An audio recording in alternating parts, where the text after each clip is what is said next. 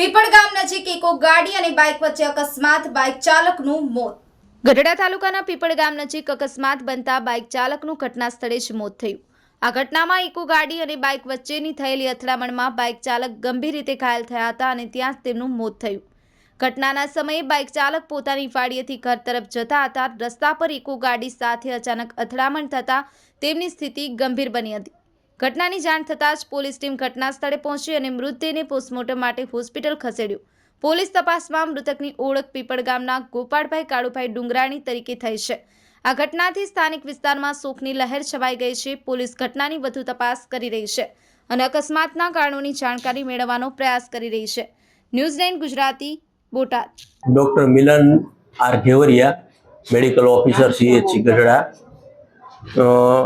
આજરોજ 11:15 ની આસપાસ ગોપાલભાઈ કાળુભાઈ ડુંગરાણી, ઉંમર વર્ષ 47, રહેવાનું પીપળ, 108 માં લાવવામાં આવેલા। એનો પીપળ તતાણાની સીમમાં એક ઇકો ગાડી સાથે ટકરાવાથી માથામાં વાગેલ છે અને એનું ડેથ થયેલ છે।